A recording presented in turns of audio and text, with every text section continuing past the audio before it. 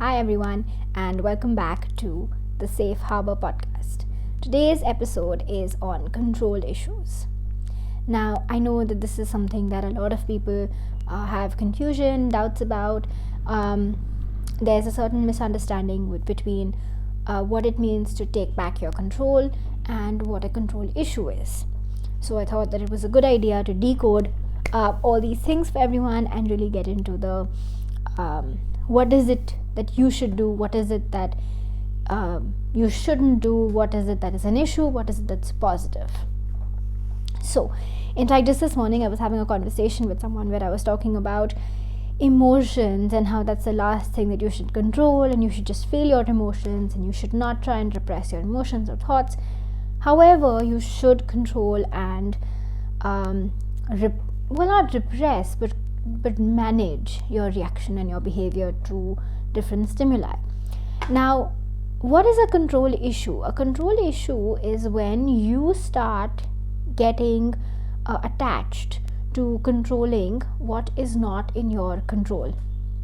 So, for example, the weather, not in your control. You plan something deciding that it's going to be sunny on a particular day and it's not, and that bothers you. Now, sure, it bothers everybody, but when it comes in the way of your not being able to deal with that day because the weather isn't what you expected it to be, my friend, that's an issue. Now, of course, a lot of you will be saying, yeah, of course, nobody can control the weather. But we all like to think that we can control our loved ones. We feel like we can control the people around us. And I often give this example. I look at mothers. Now they've given birth to a baby who is basically very literally a part of them. They've grown them inside their bodies, and now they go around do their own thing. And even at age 1, 2, 3, or even less than 1, ask any mother if she can control her child. She can't. Now, if you can't control what has literally come out of you, how do you expect to control another human being? Friends, partners, spouses, siblings, parents, children, we can't control them. We do often understand them, and we can then start manipulating and predicting behavior.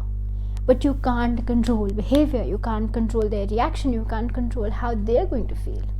You shouldn't even try and control how you're going to feel. So why are we asking you to control? Why would the answer be to control someone else's feeling?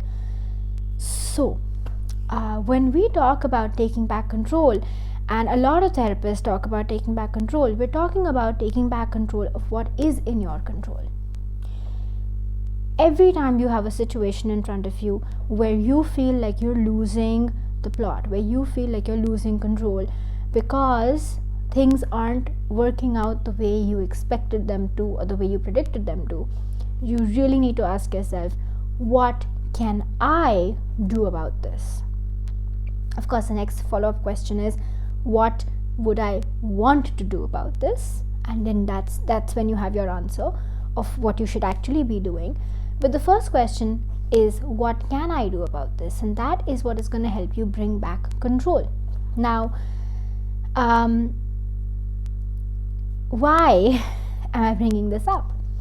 Because a lot of us seem to have this pattern of getting attached to another person's reaction to us. And we plan ahead.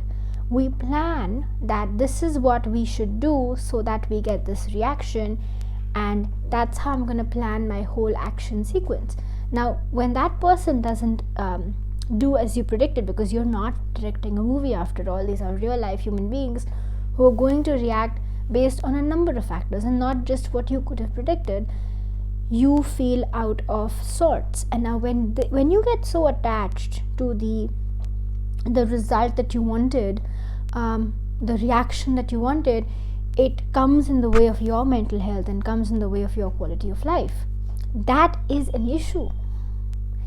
And the only way, because I find so many people saying, okay, you know what, instead of saying this, I'll say that instead. Or instead of doing this, I'll do that instead. And all these plan B, plan C, plan Ds are all around finding a way to get the reaction that you want when it's not a foolproof situation.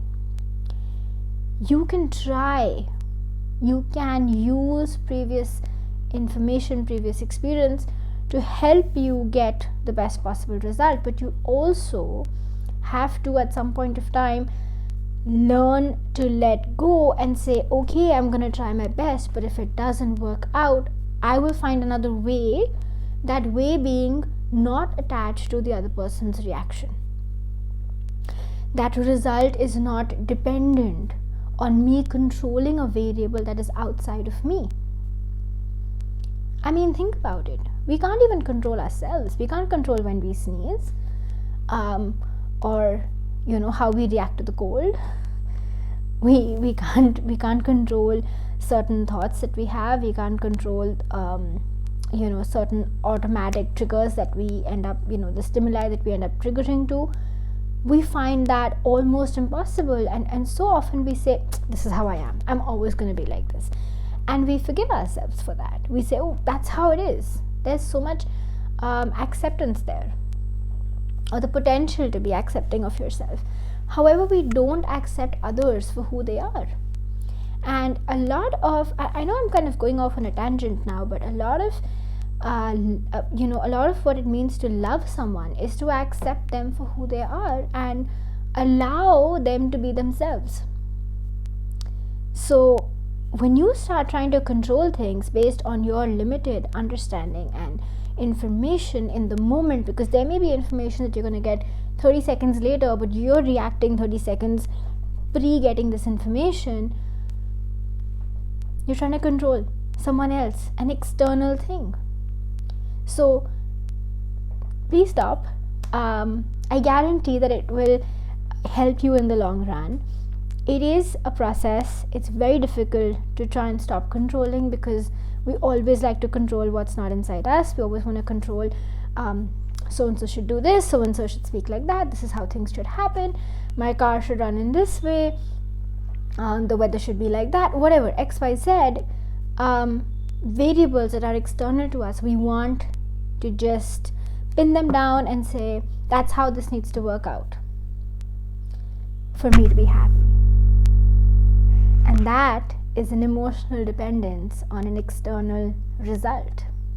Now, the minute we start empowering ourselves, the minute we start taking back control and we say, you know what, no matter what happens, I'm going to find a way out.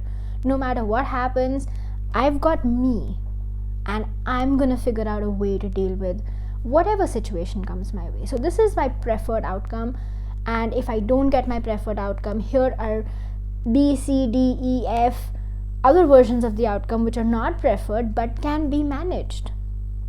What's the worst case scenario? Okay, you know what, worst case scenario also I can manage, because I can control how I will react to it, how I will deal with it. And once you start doing that, I know I'm repeating myself, but I guarantee that once you start doing this, your mental health will increase, your peace of mind will increase, you will feel more settled, because there's no other way out of this. There is no way that you can be the puppet master. There's no way that you can control anyone else or anything outside of you. I hope this helps. I'll see you soon. Bye.